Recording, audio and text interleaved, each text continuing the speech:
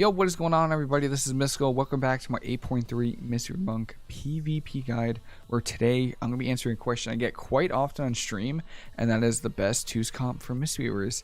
Now, I split up the 2s and the 3s just so I can, comps, just so I can point people in the right direction if they have certain questions. So I hope people don't mind that.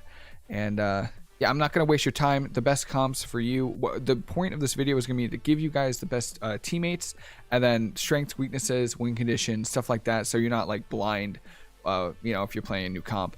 But I'm not going to waste your time again. Unholy Death Knight, Mistweaver Monk, Demon Hunter. Those are the top 3, I'd say, tier 1 comps you're going to be playing. You want to play.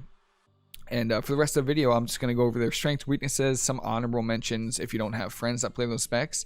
And with that said, let's jump right into it. So the third best teammate you could probably have is Unholy Death Knight.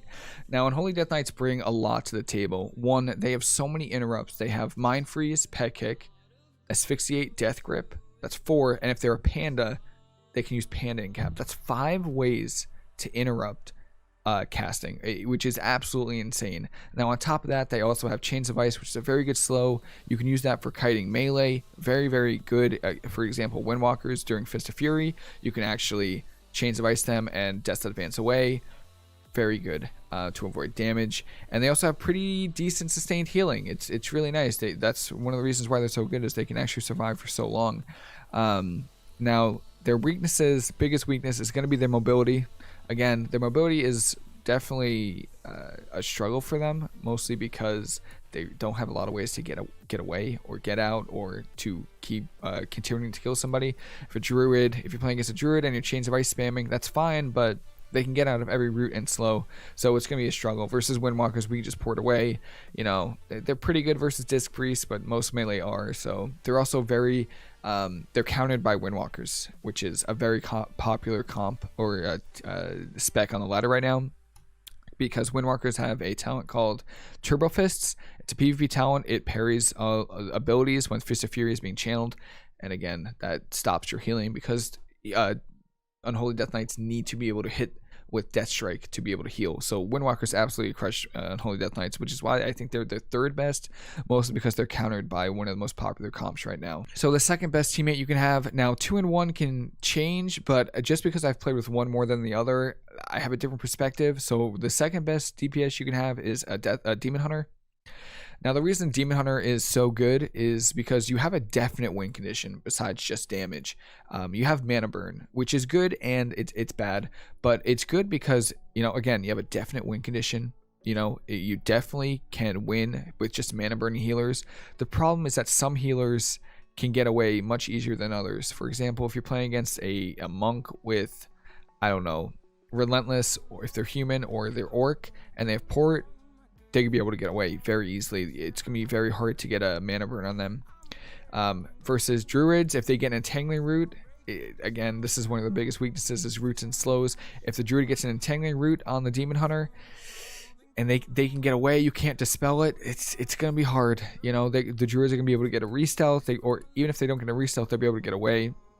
So yeah, just because you rely so heavily on mana burn, it's kind of a good and bad thing, but roots and slows are also very bad for Demon Hunter. Again, though, insane mobility and insane sustained damage. So very good at just doing damage, being very mobile, chasing down enemies if they're trying to run away. Getting those mana burns is very important. Communications are very important. If you need to restun their stun, or incap their incap, or incap their stun to get the mana burn, very important to do, and communication is highly recommended with Demon Hunter. Now, some honorable mentions before I get into the number 1. Arms Warriors. I complain about them a little bit, but somehow my warrior and I have gotten the top 50 in North America, which is pretty insane. Mostly because their mobility is very poor, very bad. So they struggle versus Windwalkers, Death Knights, Demon Hunters, Mages. I mean, some really good Assassination Rogues. I mean, which is pretty much the entire 2s ladder. So Survival Hunters are also a little bit of a struggle. So yeah, but again, your win conditions are going to be just doing damage, swapping, getting the Rens on everybody, and then you following up with CC with leg sweep incaps on the healer, or DPS if you're going on the healer. So that's your win condition. And then these next 2, Assassination Rogue Feral Druids. Now I know they both sound weird, but I queued into Feral Druids and the Monk was playing Way of the Crane. Absolutely insane. I'm telling you, insane damage. But both of these, the reason why they're like honorable mentions, and I get this question, can monks play with assassination rogues? You absolutely can, but the problem is that they take, both of these classes take a lot of damage, and they take a lot of damage, not a whole lot of sustained healing, especially later in dampening. They don't have much for defensives, you know? So that's why they're kind of like an honorable mention and not really top 3, just because they take a lot of damage and you're going to need to go for mana quite often if you're playing with these specs. Try to go for early drinks, and most importantly, you need to be aggressive.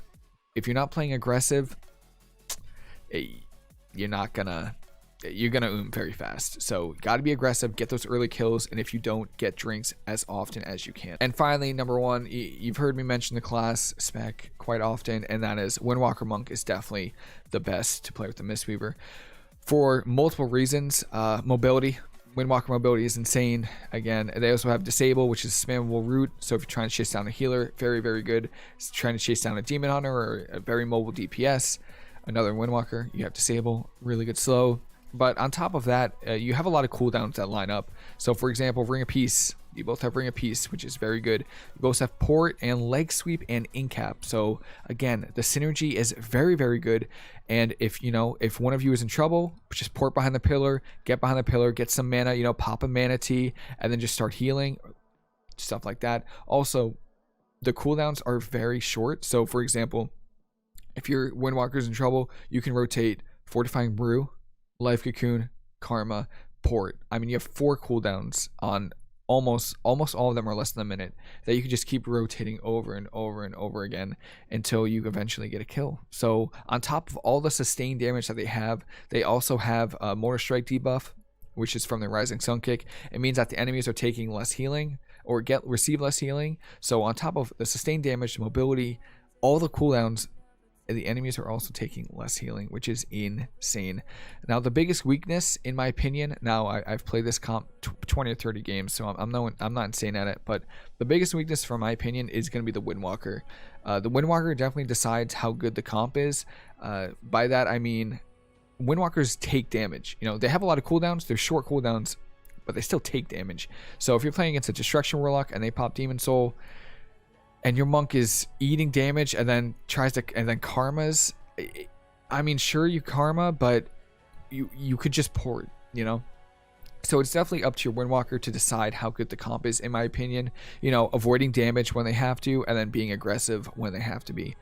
And yeah, that's pretty much it. Now, again, if you guys have played any comps that are different than what I've said, I would love to know. And if you want to see me play a certain different comp at a higher MMR, I think we're at like 2,500, 2,600 MMR. Please let me know. I'll try to make it happen. I try to reach out to as many people as I can.